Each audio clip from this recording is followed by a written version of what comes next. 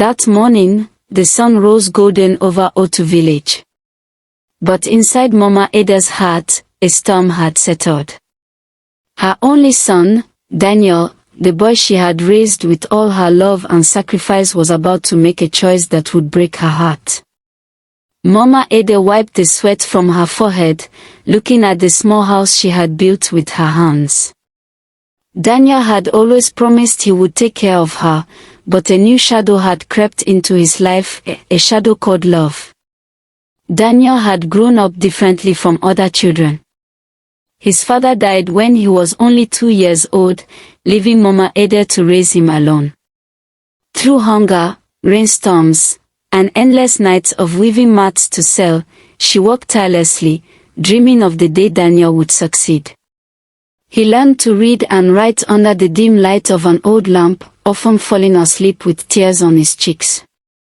But Mama Ada never complained.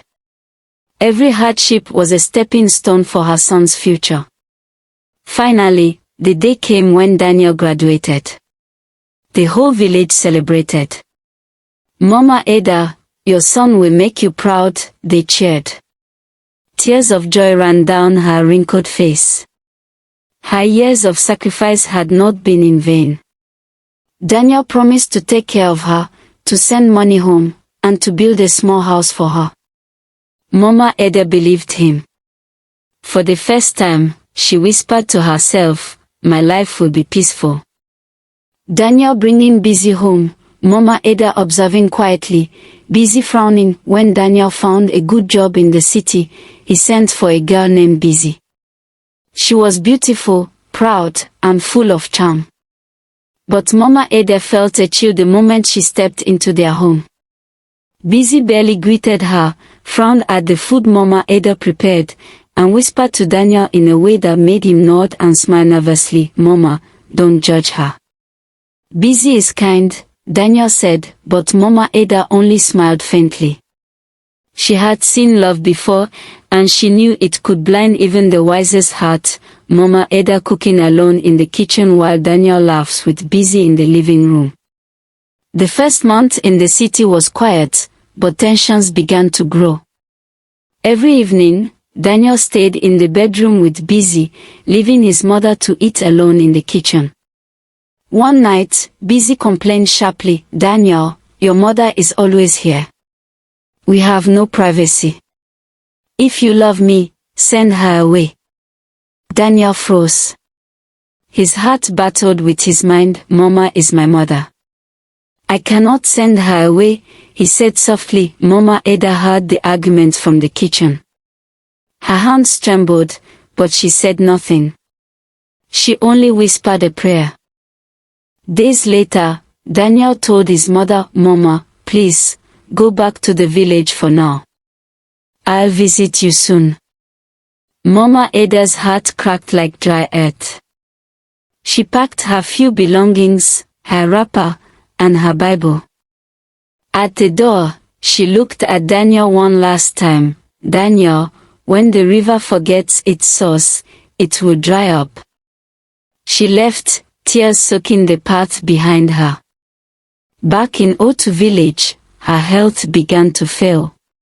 She walked slowly, with little energy, but never spoke ill of Daniel. Months passed. Daniel and Busy lived in their city apartment, seemingly happy. But fate had other plans. One stormy night, while returning from a party, their car skidded off the road. Daniel was rushed to the hospital, unconscious. Busy survived, but when Daniel awoke, he could no longer walk. He called her, pleaded, begged, but Busy left him. "I cannot stay with a cripple," she shouted, walking away into the night. Daniel was alone, his pride and love shattered. After months of struggle and heartbreak, Daniel returned to Otu village.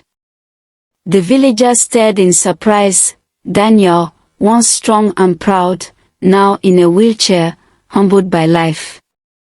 Mama Ada was sitting outside her hut, weak but serene. When she saw him, her eyes filled with tears, sorrow, love, and relief all at once. "Daniel," she whispered. Her voice broke, but her heart was full of forgiveness.